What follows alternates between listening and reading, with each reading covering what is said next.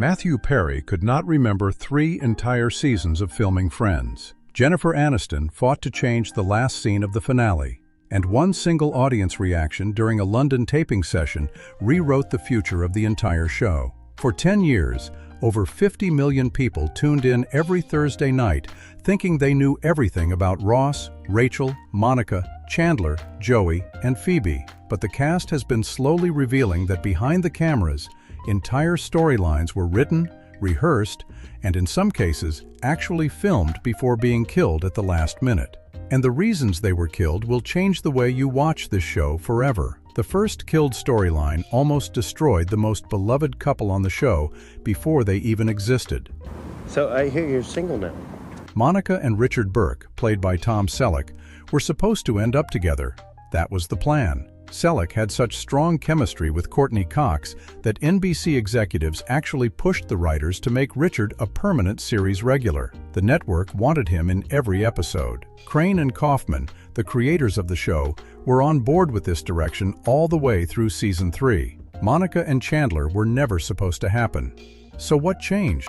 Matthew Perry did something no one expected. During a table read in season 3, Perry casually pitched the idea of a romance between Monica and Chandler. The writers laughed it off.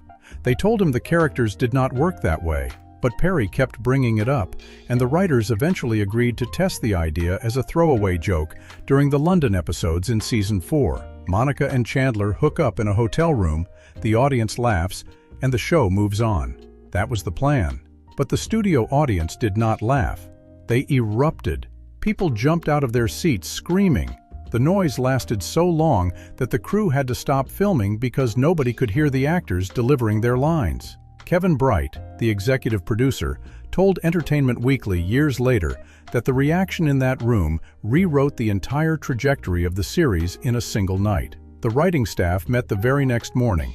Half the room wanted to keep Monica and Chandler as a flirt show. But the Monica situation was nowhere near the wildest storyline that got buried, and the next one actually damaged the franchise for years after the show ended. Matt LeBlanc told the BBC in 2016 that Joey Tribbiani was originally written as a sharp, streetwise guy from Queens. The pilot scripts described him as smooth, confident, and capable of reading a room. But LeBlanc discovered something during rehearsals. Every time he played Joey a little dumber, the studio audience laughed harder, so he kept going. The writers noticed and started feeding into it, giving Joey increasingly absurd lines until the character could barely function in a normal conversation. And that decision created a problem the show never fully recovered from. When the writers tried to pair Joey and Rachel as a serious romantic couple in season 8, the audience rejected it immediately.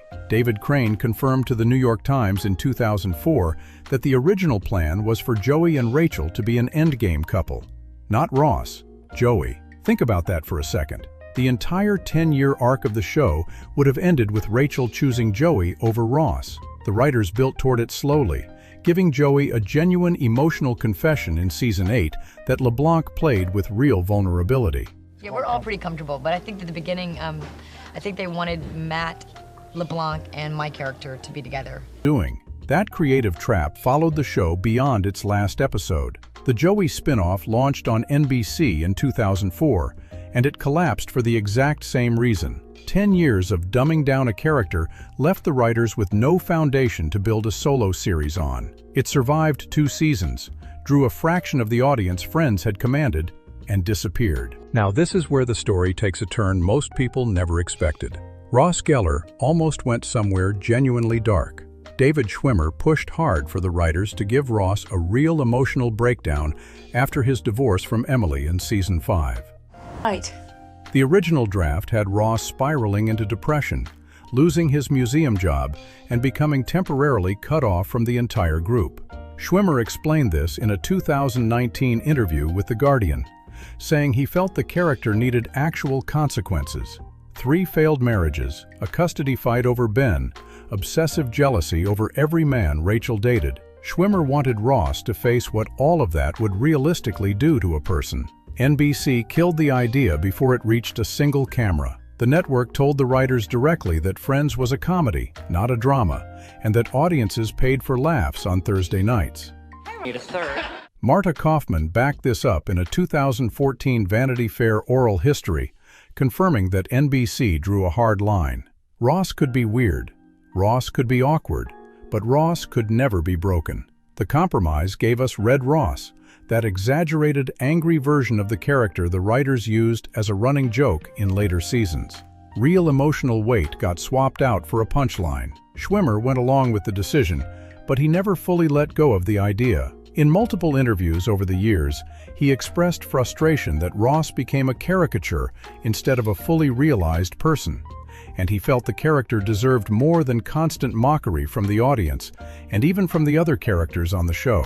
But what almost nobody knows, talking through his pattern of failed relationships and admitting out loud that he did not know how to be alone.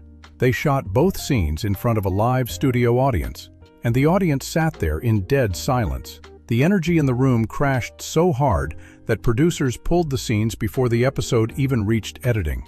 Those scenes have never been released publicly, and the therapy storyline was permanently abandoned after that single failed taping. And the killed storylines did not stop with the main 6 characters. Lisa Kudrow played both Phoebe and her twin sister Ursula across Friends and the NBC show Mad About You. The writers originally planned a multi-episode arc in season 6 where Ursula lands in serious legal trouble and Phoebe has to rescue her, forcing the twins into extended scenes together. On paper, the storyline sounded great. In practice, it was a production. Kevin Bright told the Archive of American Television in 2002 that Ursula scenes took 3 times longer to film than a standard scene. The costs added up fast. Kudrow told Conan O'Brien that playing 2 completely different characters back-to-back without a break left her physically drained in a way no regular episode ever did. The original pitch went even further. Early drafts had Ursula impersonating Phoebe and nearly wrecking her relationship with Mike Hannigan, played by Paul Rudd. Kudrow would have acted opposite herself in the same room, arguing face-to-face. The potential for a standout comedic moment was obvious, but the technical barriers and budget strain killed the whole thing before a single scene was shot.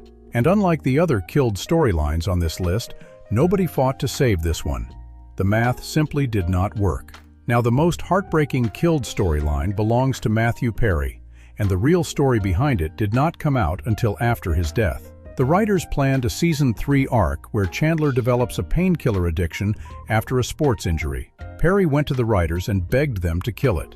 In his 2022 memoir, Friends, Lovers, and the Big Terrible Thing, Perry explained that playing an addict on camera while fighting a real addiction off camera terrified him. He could not separate the performance from the reality. His weight swung so drastically between episodes that fans could literally track his worst periods just by watching the show in order. At his lowest point, Perry weighed 128 pounds. The physical changes were impossible to hide on a set that filmed in front of 300 live audience members every single week. The rest of the cast knew. The producers knew. And they all chose to protect him rather than exploit the situation for ratings.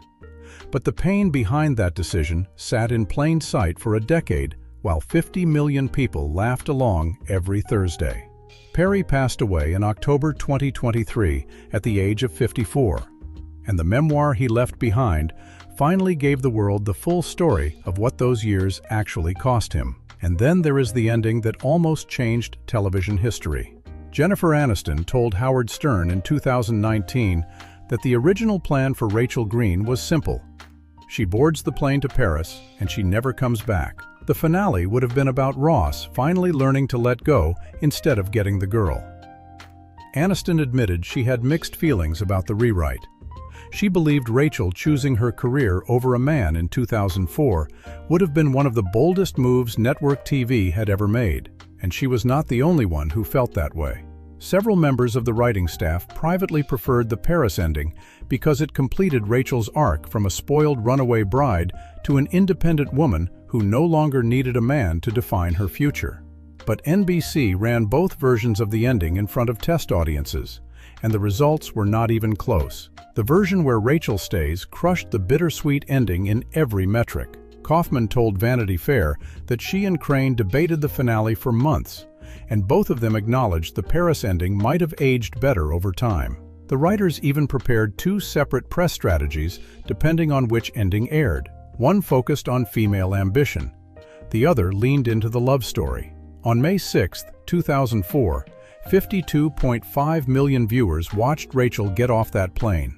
NBC charged $2 million for a single 30-second commercial during the broadcast. The episode became the fourth most watched series finale in American television history, behind only MASH, Cheers, and Seinfeld. And not one person in that massive audience knew they were watching the backup plan.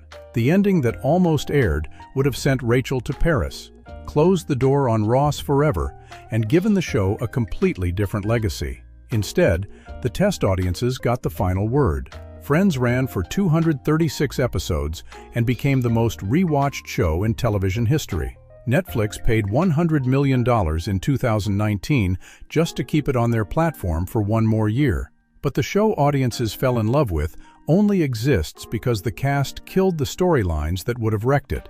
Every scrapped script, every killed arc, and every last-minute rewrite shaped Friends just as much as the ones that made it to air. YouTube thinks you will enjoy this video right here, and if you stayed until the very end, hit everything about.